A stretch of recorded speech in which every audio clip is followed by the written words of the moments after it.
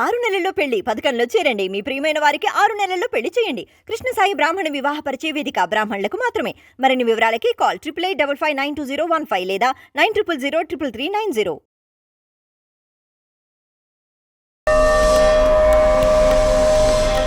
మనం వింటూ ఉంటాం, ఎన్నో జన్మలు ఎత్తిన తర్వాత ఎంతో పుణ్యం చేసుకుంటేనే మనిషి జన్మ వస్తుంది అని.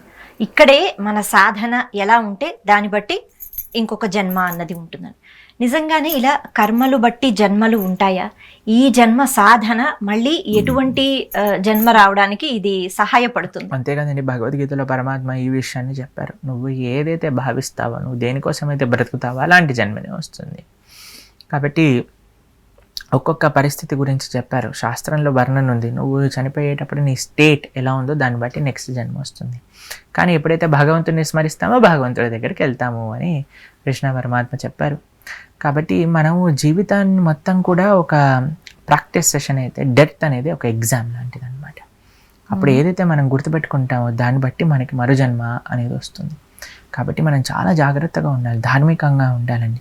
మనం జీవితం అంతా దేనికోసం ఉపయోగం చేశామో, ఇప్పుడు చూడండి, ఒక ఆయన శ్రీ ప్రభుపాదుల వారు అమెరికాలో ఉన్నప్పుడు ఒక ఆయన గోల్ఫ్ ఆడుతున్నాడు అనమాట. గోల్ఫ్ తెలుసా మీకు? ఇలా కొడుతూ ఉంటారు, ఆ హోల్లో బాల్ పడుతూ ఉంటుంది.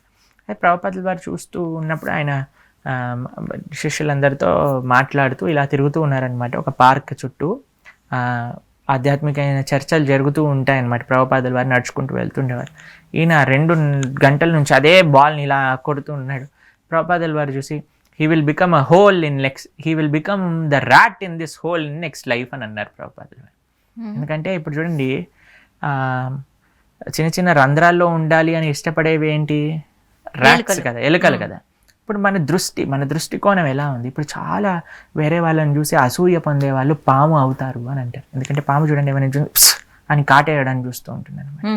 కాబట్టి చాలా పడుకునేవాడిని, చాలా పడుకున్నారనుకోండి, పోలార్ బేర్ అంటారు, అది 6 నెలలు పడుకుంటుంది.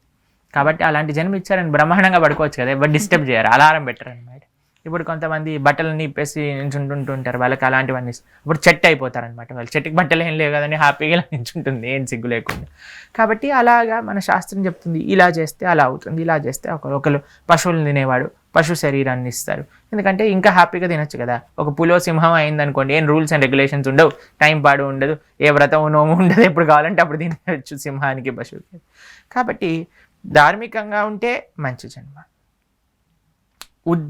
ఉద్వం గచ్చతే సత్వస్థ అని అంటారు. సత్వగుణంలో ఉండేవాళ్ళు ఉద్వంకి వెళ్తారు. మధ్యేటిష్టతి రాజస, రజసిక గుణంలో ఉండేవాళ్ళు మళ్ళీ ఈ ప్రపంచంలోనే ఉంటూ ఉంటారు. అదో గచ్చతి తామస, ఎవరైతే తామసిక గుణములు ఉన్నారో వాళ్ళు కింద యోనిలు అంటే పశు యోనిలకి, భూత యోనిలకి ప్రవేశిస్తూ ఉంటారు.